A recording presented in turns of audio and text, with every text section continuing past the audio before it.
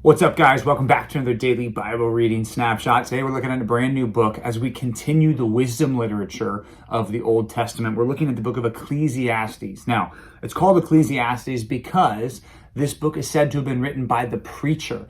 Now, in New Testament studies, ecclesiology is the study of the church. Ecclesiastes is this book. So there's nothing about the church here, but it has to do with the preacher. Now, who's the preacher? We think the preacher is Solomon as he writes about his experience living his life, which was a very unique life. He had everything. He was very wise. He was smart and intelligent. He did a lot of good things. He earned a lot of things. He got a lot of money.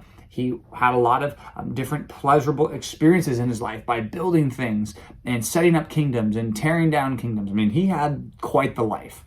But he turns at the end of his life and he says, look, all those things, if you do those good things without God, they will end up being vanity in the end. And that's the big word we're going to run into. Vanity of vanities, all is vanity. What does that mean? Well, this is kind of a different perspective that most people don't see in life, but Solomon brings to the table. He says that everything, if you do your life without God and without the fear of the Lord, all those things that you think are important will end up being empty in the end. So chapter 1, he lists all these things that are vanity. He says there's nothing new under the sun.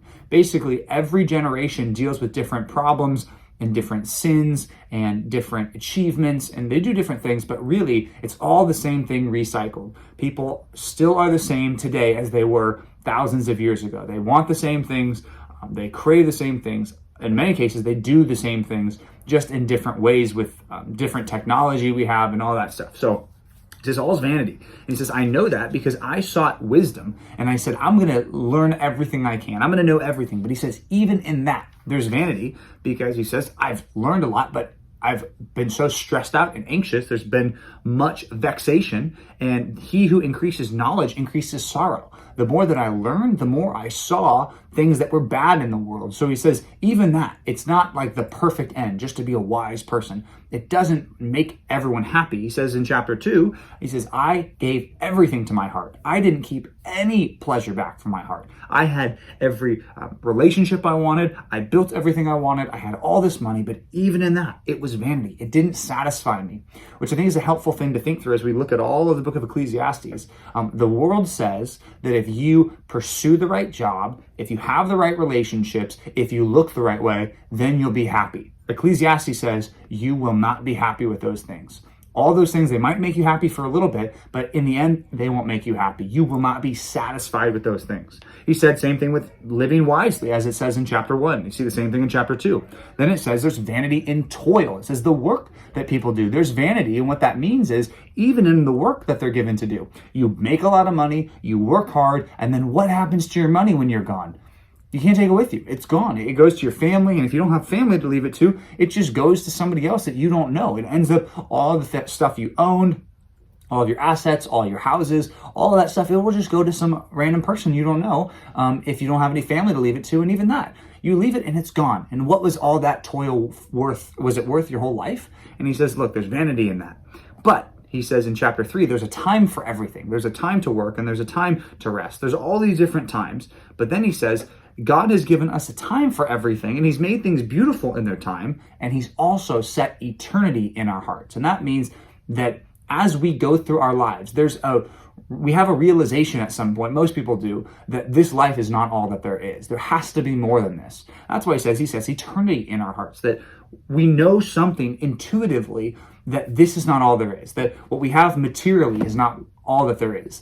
This life is not all that there is. We get that. And that's what he's saying. People get it to different degrees, obviously. And then he says at the end of chapter 3, we go from dust to dust. God made Adam out of dust, and we're returning to dust. Everybody lives their life, and then they die. And that should be a sobering reminder for all of us that if all we're doing in this life is chasing the things and the relationships and things that will go away, we need to know that's vanity.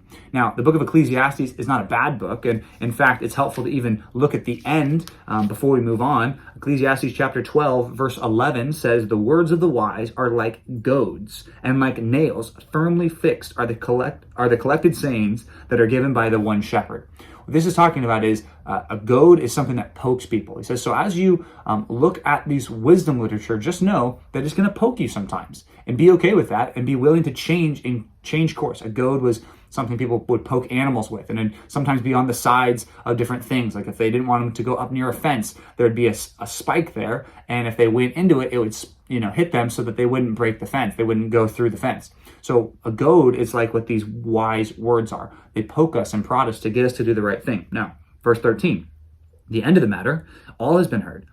Fear God and keep his commandments, for this is the whole duty of man. For God will bring every deed into judgment, with every secret thing, whether good or evil. Now, that's trying to say, look, as we approach studying this wisdom literature, we need to know that the end result of all of it needs to be in our hearts that we fear God and keep his commandments. That's what this book is all about. So learn to love Ecclesiastes as we continue to read it, because it's a great book for us to learn from. So that's our Old Testament reading. Today we're looking at 2 Corinthians chapter 9 in the New Testament, where Paul continues to talk to them about giving. Remember yesterday, he talked about what it looks like to give generously, and there was a need, specifically, we think it was for these Christians in Jerusalem. Now he says to them that I've boasted about you. I've said so many great things about you.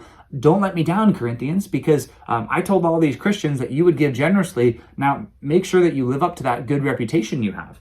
Then he goes further. He says in verse 6, and this is the main point. He says, the main point is this: whoever sows sparingly will also reap sparingly. Whoever sows bountifully will also reap bountifully.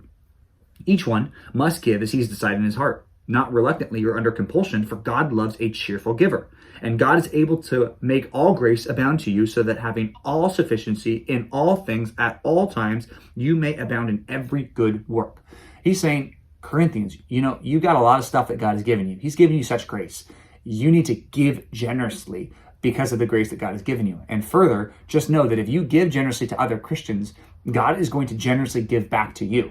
That doesn't mean that you should try to become rich by giving a lot of money away and saying, okay, God, when are you going to make me rich? That's not the point. He's saying he'll supply you for everything you need. And the thing that you're going to do is turn around and not only produce thanksgiving, because that's what happens, right? If you give something to another Christian, what are you doing? You're producing thanksgiving, because they're going to thank God for what you did. And then God's going to bless you and give you more, so that you can give more to other people, so that God can be glorified more. God does this to bring himself glory. What he says here at the end, Paul says, thanks be to God for his inexpressible gift. As we think of the gifts of God, there's no gift better than what God did by sending his son Jesus to live in our place, to die in our place, and then to rise again. We remember what we learned yesterday, that though he was rich, for our sake, he made himself poor. He gave for us. We need to give for others. So identify some ways today that you could give generously to other Christians. That would be an awesome thing for you to do. So thanks for reading. We'll see you back tomorrow for another daily Bible reading snapshot.